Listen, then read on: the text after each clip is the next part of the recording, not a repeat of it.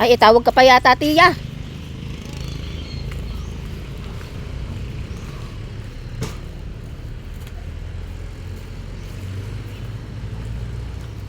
Kami ay magtitinda ng alak, guys.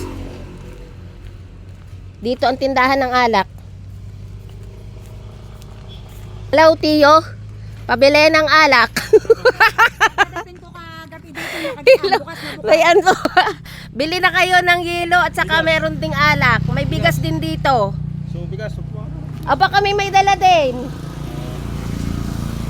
Dito ang kanila. Pwede din pala may mga pambilt pa dito, ha. Uy, sako pala.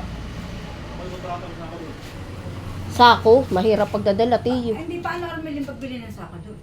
Hindi ko nga alam, ay. Magtanong ka nga kung paano. Yung muna po magkano yung wholesale price. Itatanong ko, pag walang pangalan, medyo mura-mura yun. Pero pag may pa-print, Walang pangalan. yung plain lang na ganay anhan, eh. Wholesale price. Natatapon nga. Yan. Init, tiya. Dapat iyay nilalo iyang matatapon. Pag walang bunganga na parang Nasaan bagay yung mag-impis sila dito? Nasaan bagay yung pitsil na kwan? Yung isa natin pitsil na malaki.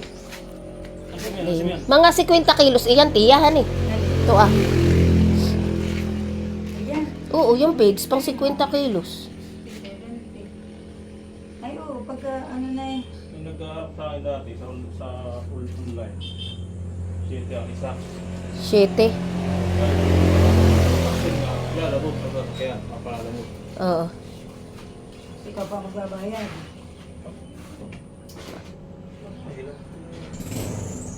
Hirap magsali natin.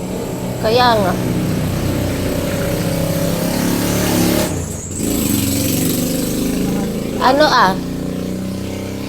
Dito ay bilihan ng alak. Yung gustong bumili, ay bumili na di ng banog. 200 lang ang isang 1.5. 1.5 bagay yan, tiya.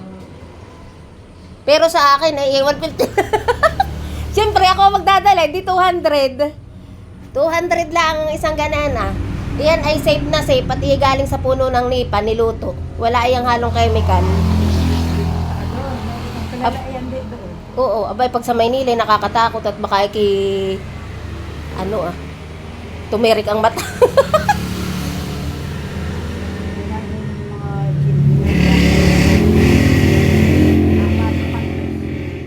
Madami kayo tiyang laging kailangan ng sakuhan eh. Ay, sa isang ano yan, ay kami mga porkaw. Bali yung inaanihan ninyo ay kayo ang bahala sa sako. Oo, libre sa sako. Ay, libre yun? Libre sa may palayan. Libre sa may palayan, gastos ng may harvester. Oo. Napaka-story niya ngayon ng mga may palayan. Sila ay merong harvester kaya sila namumroblema sa sako. Meron silang pang yung pang-ani. Hindi ano Yung pang-ani sa palayan, yung 'di ba dati mano-mano. Eh ngayon, ginagamitan na ng harvester yung makinarya baga na ginagamit sa pang harvest ng palay. sa sabo, dapat din yung burokan. Kaya nga tiya, wala kayong burukal. Bibili na lang ng bago para sigurado. Ito'y naputol na han, itong inyong bahay. Abay, sabi natin din yan ay. Naputol na yung bahay nila. Ito'y bahay ni Lolo dati, lumiit na. Ay no, dati yung tindahan ko natin. Oo, ay bakit? Na Ginawa ko yan. malaki yung nakain ng kalsadahan eh. Tingnan mo natin yan ay nakabakat yung stand. Stand ko dati.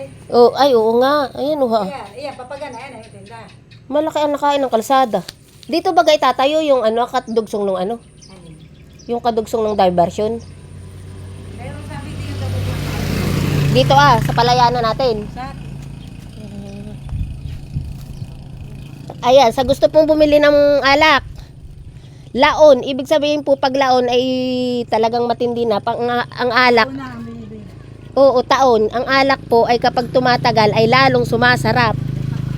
Nakakamaoy. Nakakamaoy iyon. Matindi ang tama. Ayan. Tara na, tiya. Mainit kayo nito ng biyahe. Oh, mamaya na dun na. At ako'y naka-cellphone. Oo, nagpapakitang gilas talaga yung mga mangga. Malamig. Ay pag huminto, puputok ang ulo. Si Tia ay kapatid iyan ni nanay. Kami magkakapit bahay dito. Tia, oh. Sandali, papatayin ko.